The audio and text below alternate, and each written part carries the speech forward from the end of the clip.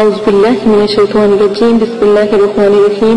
मेरे प्यारे सब्सक्राइबर, मेरे प्यारे बहनों और भाइयों, आज नबी पाक सल्लल्लाहु अलैहि वसल्लम की हदीस के साथ शुरुआत करते हैं। तो आप सल्लल्लाहु अलैहि वसल्लम ने फरमाया, दो भेड़िए जो रिवर में छोड़ दिए जाते हैं, यानी बकरियों के जो जहाँ पर बहुत सारी बकरियां होती हैं वहां पर छोड़ दिए जाए तो इस कदर फसाद बर्पा नहीं होता जिस कदर इंसान की दौलत और मर्तबा और गुरूर और तकब्बुर हिर्स इसकी दुनिया में फसाद डालती है।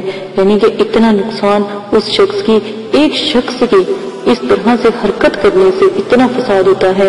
इतना फसाद तो जो भेड़िए बकरियों को चीर फाड़ देते हैं उनसे नहीं होता।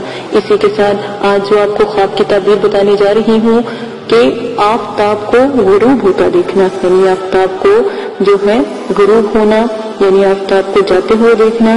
जैसा कि तलू का मैंने बताया था कि आफताब को निकलते देखना, इसी तरह आफताब को ढलते हुए देखना, आफताब को गुरूब होते हुए देखना।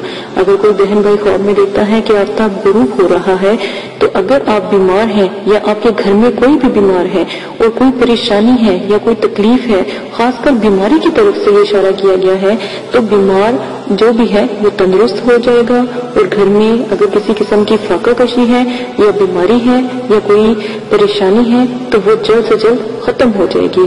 ख्वाब अगर आपने तहज्जुद से फजर के टाइम दरमियान में देखा है तो हफ्ते भर में ये अल्लाह पाक की रहमतें अजमतें नाजिल होंगी, और अगर आपने फजर के बाद देखा है तो फिर अल्लाह पाक आपकी जो ख्वाब की ताबीर है वो कुछ अरसे में पूरी करेंगे।